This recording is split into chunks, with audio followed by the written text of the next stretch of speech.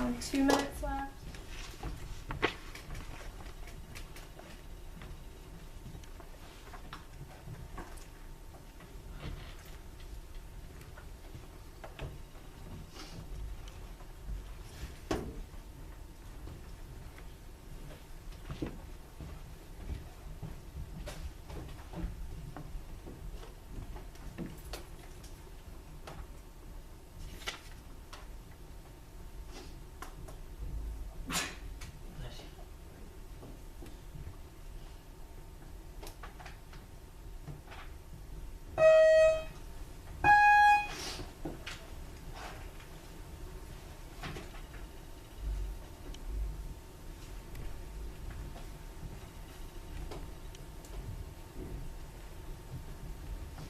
Have around 1 more minute left.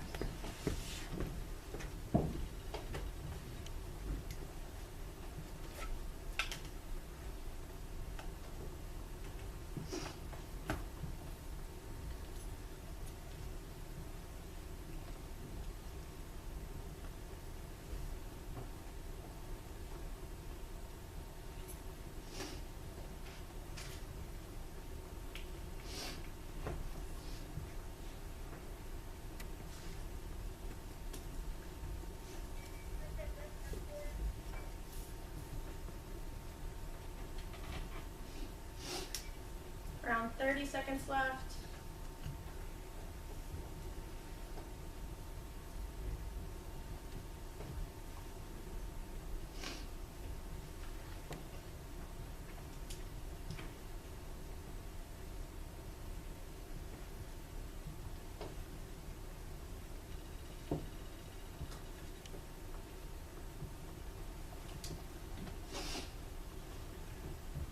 Okay, so for the next minute, talk with the people that are sitting immediately next to you, and if you need to move around a little bit, that's okay, because I know there's some gaps. Review all 3 answers and discuss if you got the same one, if you got anything different, and then we'll review in a second. Go ahead and talk about that.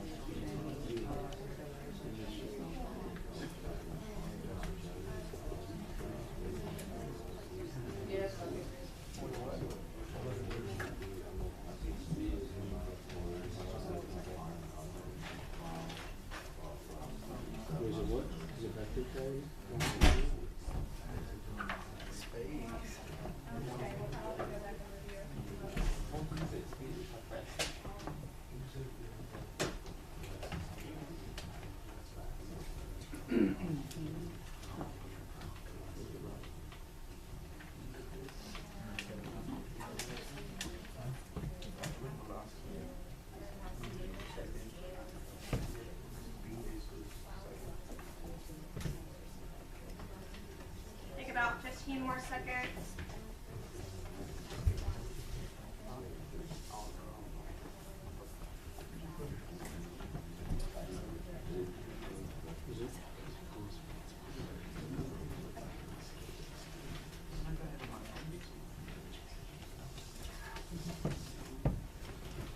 Okay, Jacqueline, can you share the answer to number 1, please?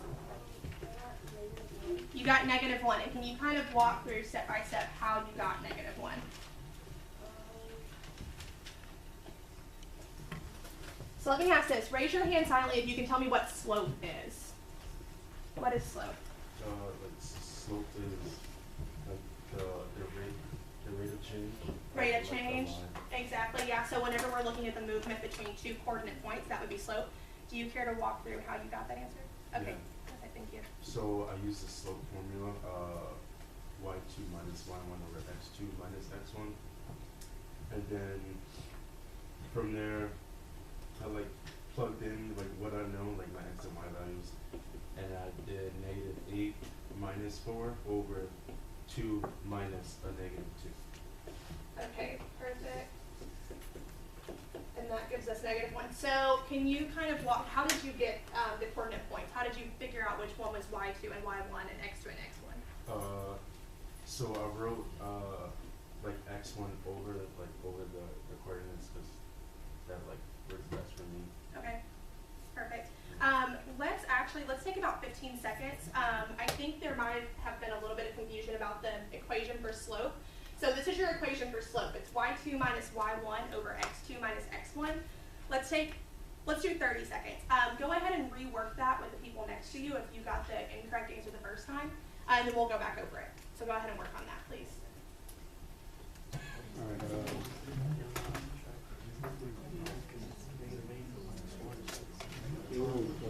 I didn't get 3.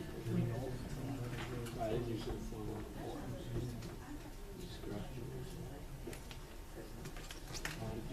Did you use it for? Did you put -4 first?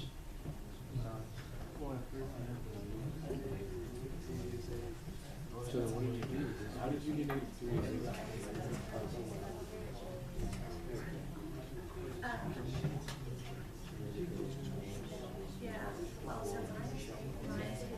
Let's talk about that. Okay, so how many people got -3?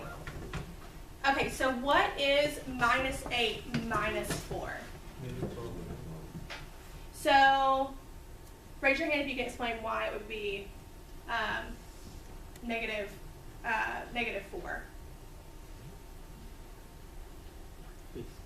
I got +4. You got +4. Yeah. Okay, so -8 minus 4. Oh, I'm sorry. I'm talking about the denominator. Okay, yeah, so exactly. So your denominator would be +4, because you're right, whenever you have two negative signs, that means a positive, so 2 plus 2 is 4. Whenever you have -8 minus 4, that would actually be -4, so then -4 divided by 4 would be a -1. So that's why our slope is -1. Okay, perfect. Okay, raise your hand silently if you can answer number 2 for me. Anyone want to give it a go? What is speed? Someone raise your hand, talk about speed. What's speed? I said speed was acceleration, velocity is direction. Perfect, perfect. I love that. So speed is going to be how fast an object is moving. Velocity is going to be the speed of something in a given direction. Perfect. And number 3, is velocity a scalar or vector quantity? And explain your answer in 1 or 2 sentences. Can anyone explain what a scalar or vector quantity is? Is that something that, are those words that we're familiar with at this point? Okay, so we'll talk about it. So a scalar quantity is going to be something that only gives a magnitude.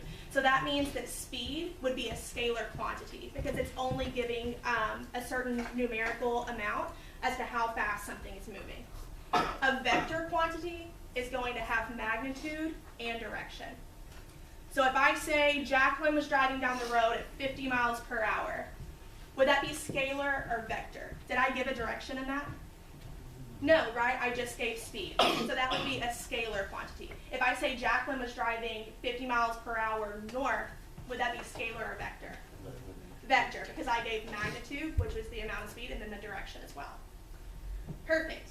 Okay, so before we kind of get started with actually calculating the average velocity of different objects, I want us to get familiar with a few vocab words, and a lot of them we've probably already discussed in the do now. But whenever I say go, take 30 seconds to form a definition for vector with the people sitting next to you, and also give an example as well. Go ahead. Just the first one, just vector.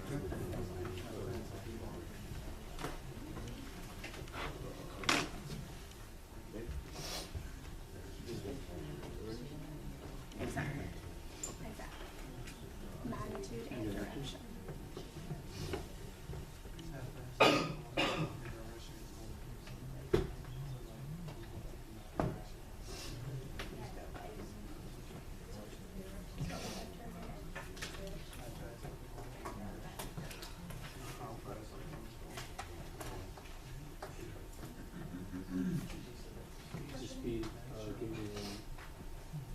Okay, Sharad, what was your definition that you gave for vector?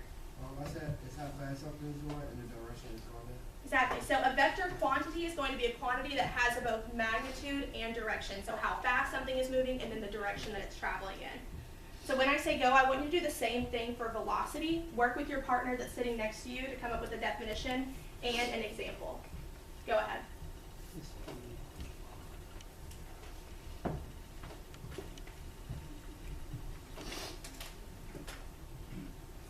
about 15 seconds left.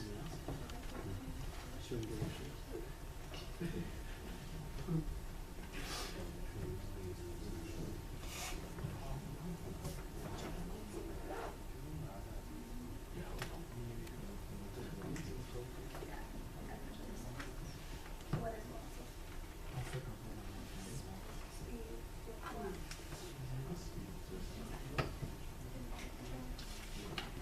Eli, what is your definition for velocity? Speed and direction. Yeah, the speed of something in a given direction. That is velocity. So remember whenever I said Jacqueline was driving down the road, maybe north at 50 miles per hour? That would be her velocity because I gave her speed and a specific direction. Okay, 30 seconds. Raise your hand if you've heard of the word displacement. Is that a word we're familiar with? Okay, perfect. So take 30 seconds, talk with people next to you, talk about what displacement means. If you haven't heard of that word before, just break the word down and try to figure it out on your own, and we'll talk about it after. Go ahead. About displacement? What's displacement? You guys. If something is displaced, what do you do? Exactly.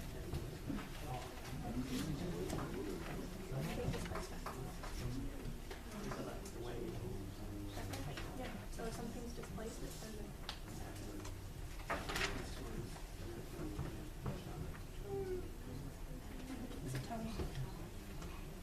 Okay, Tony, what was your definition for displacement? Okay, so displacement is actually going to be the change in position of an object, so whether or not an object has moved. So if I move from this side of the room to the next side of the room, that's displacement. I'm moving from my initial starting position to my final position. Okay, last word is going to be average velocity. Take 30 seconds, come up with a definition for that with your partner. We'll review in a second. Go ahead. So velocity is speed and direction with average velocity. What do you think? So over time, right? Yeah. What would average velocity? But what's velocity? Okay, perfect. So what is average velocity? You said like the average speed of the average speed of and the direction. And the direction. Perfect. So today we're going to be talking about average velocity as displacement of an object over time. Eli, what was displacement again? Changing position of an object. Exactly. So whenever we're talking about average velocity, we're going to be talking about the change in the position of an object over a certain amount of time. I'll give you about 15 more seconds to fill the definition for average velocity in.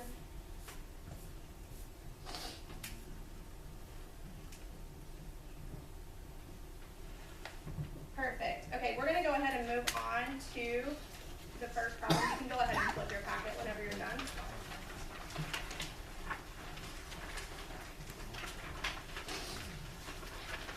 Okay, can someone raise a hand if you're okay with reading the question out loud?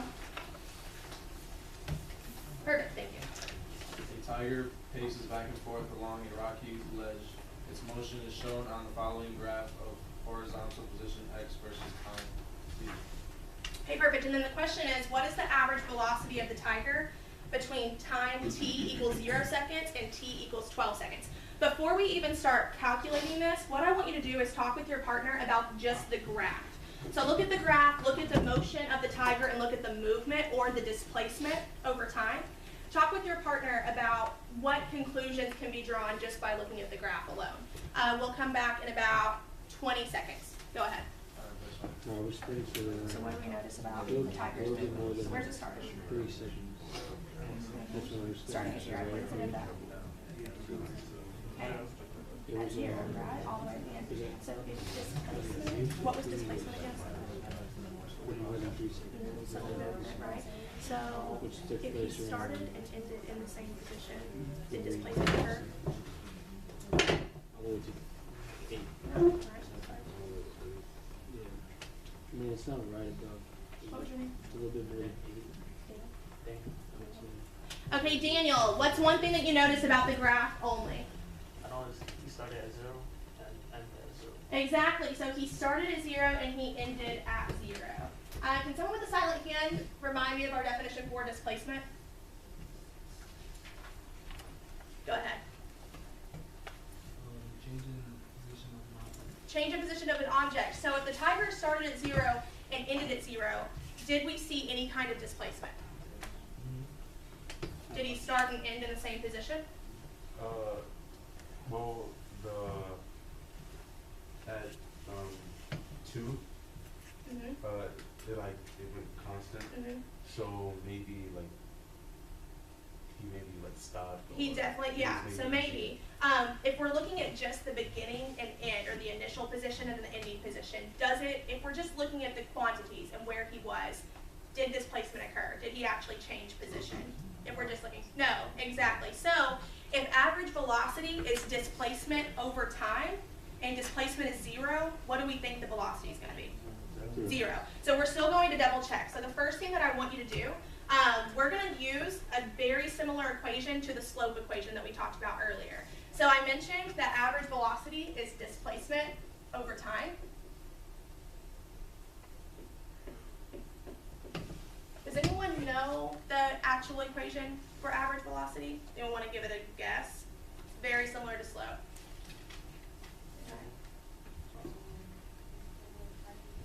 Yes, it's the triangle thing, exactly. So our equation for average velocity is going to be delta x over delta t, and then we're going to have x2 minus x1 over t2 minus t1. So I think the easiest way to calculate this is by setting it up like an ordered pair. So what is the first t value that the question gives us? T equals what?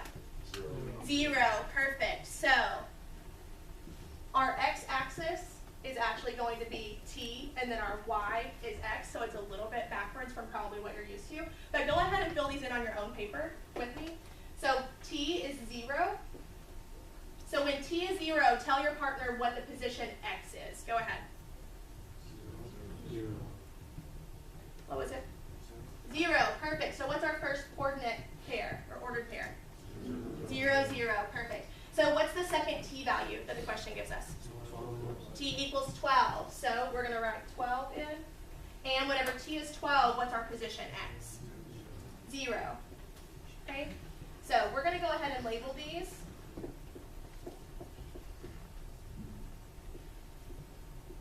So remember that because time is represented on the x-axis, our t is actually going to be in the place where the x would normally be.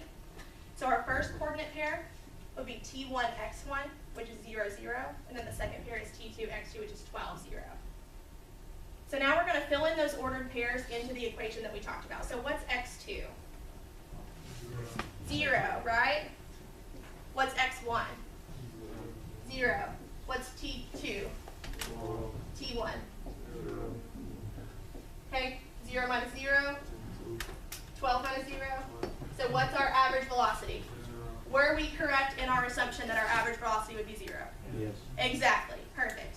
So what I want you to do now, on number 2, actually, can I get a volunteer to read number 2?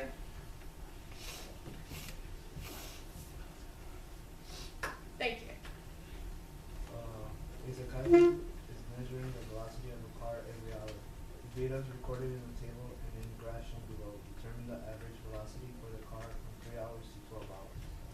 Okay, perfect. So one thing that I want you to remember is that position is represented by x.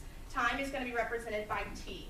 So let's take about 1 minute with the people that are sitting next to you. Just set up the problem. So find your ordered pairs and then go ahead and fill it into this equation, and then we'll check back in a minute. Go ahead.